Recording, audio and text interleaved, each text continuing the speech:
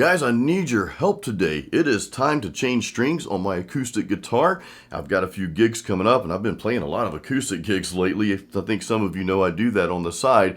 And I figured, you know what, this would be a good opportunity to show you guys, if you don't know this already, to show you how to use locking tuners on your guitar.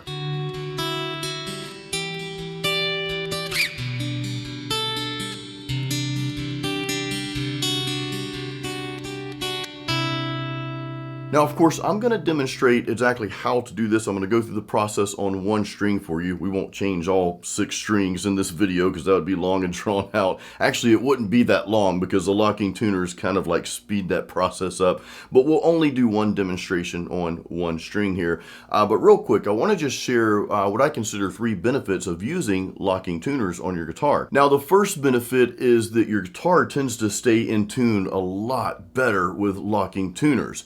And that's probably due to the second benefit of not having to wrap your string to keep winding the string around the tuning knob here.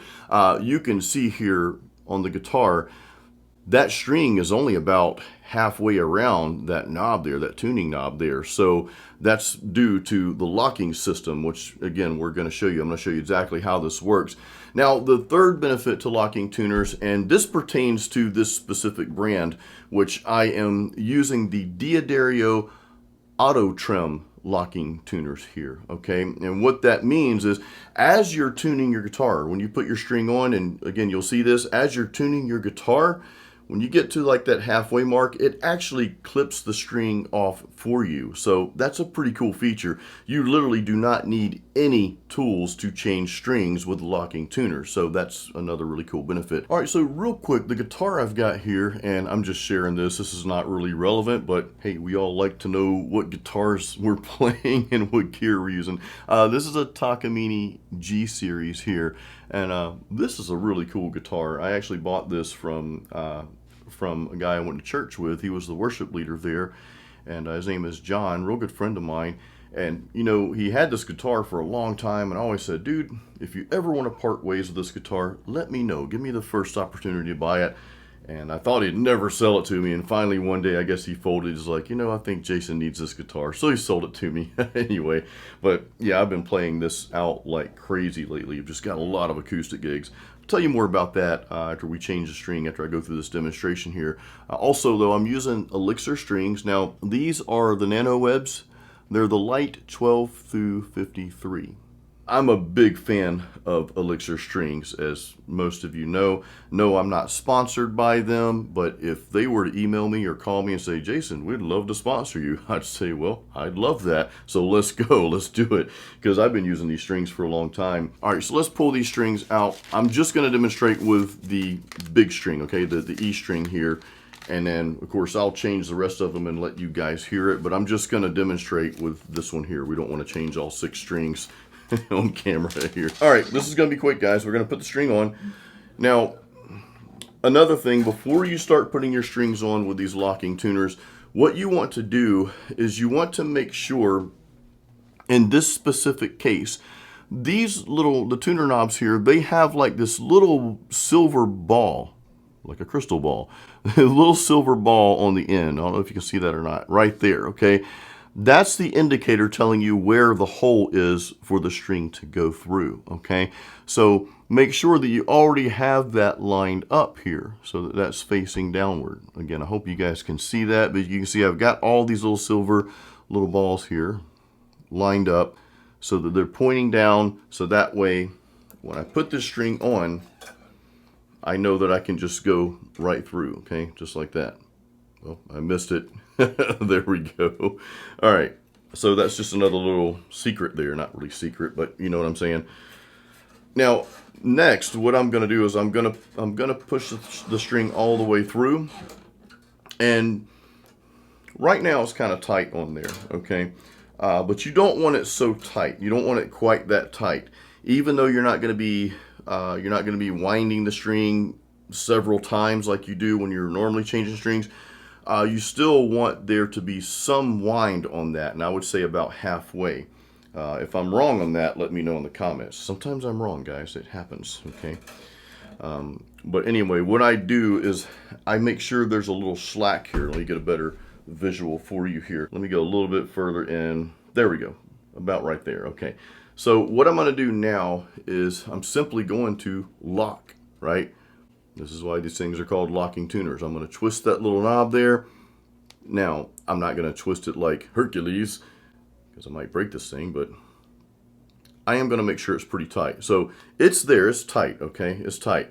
What that does is it locks that string in place. That string is not going anywhere. So at this point, I can now tune the string, okay? I can now turn the tuning knob. And this is the other cool feature here of this specific brand. As I'm turning this, this tuning key here, you're going to see this break off. I'm holding it right now so it doesn't fall, but you're going to see this part break off in a little bit here. Now let me make sure I'm on the right. There we go. I can feel it getting tighter, and there we go. That is cool. So I don't need anything. Normally I need one of these little tools here, right? Which is an awesome tool, by the way, that'll just kind of clip. You know, I have to clip that part here, but I don't even need that, right? And of course I don't need the winder either, because as you can see here,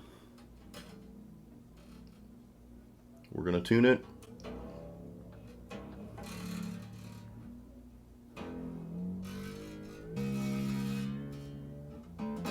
Anyway, we'll tune it later. Let me try to get close at least, though. I like to, as I'm putting these things on. Oh, we're at D. Man, we're close.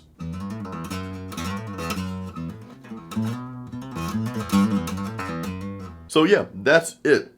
I mean, that string is on there, and basically I'll just go through the rest of the process just like we just did. You know, I've got all the little silver balls on the tuning keys, and this is for these specific tuners. Again, these are the D'Addario auto trim locking tuners. Okay, so this specific brand or this specific locking tuner has these little silver balls. You can see that silver ball is up here now. The rest of them are pointed down because that's telling you where the string goes in. So this is kind of my indicator. I like that silver ball to be pointing the opposite direction once I tune it. That tells me, you know, I've got enough on there. And plus, again, it's locked.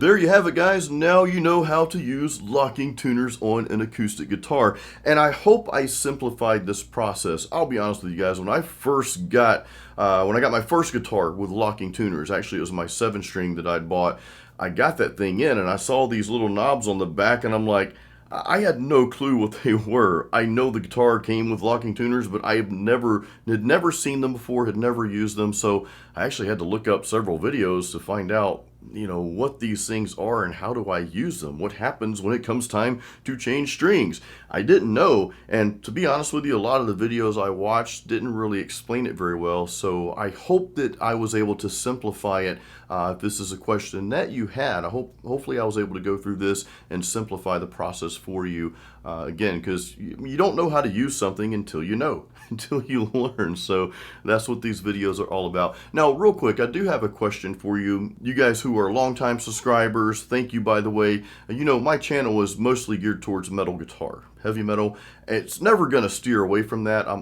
That's my first love. I'm always going to play metal. I'm always going to give you guys metal lessons and that sort of thing. But if you'd like some more videos on acoustic guitar, and even to go as far as like playing acoustic out live and kind of venturing off into that territory, let me know if you'd like more videos on that, because man, lately I've been playing out a lot. I've been playing at my acoustic gigs. Most of you know I do that on the side here, and I've got like 5 gigs booked over the next few weeks. So this has become a big part of my life now, and I appreciate it because it allows me to play out. You know, I'm a heavy metal solo artist. You can't really, it's kind of hard to do that without a band and to play out like that. And of course, when I play my acoustic gigs out, I'm doing mostly like 80s covers. I'm playing a lot of songs that people know, they remember from back in that era, but it's not the same stuff that every other acoustic act is doing. And nothing against other acoustic acts. There's a lot of great ones out there, but my brand is really to play stuff that is kind of on the B side of the record, that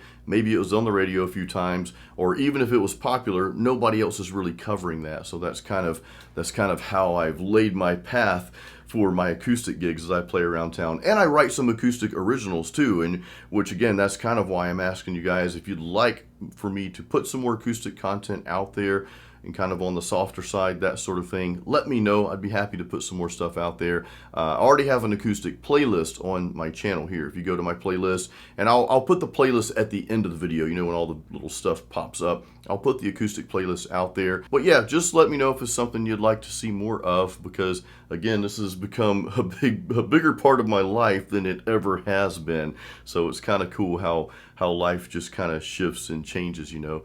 But anyway, I'm grateful for that. And guys, I'm grateful for all of you. Thank you for supporting my channel. Let me know if you have any questions. Until the next video, as always, I would say keep it metal, but today we're keeping it acoustic.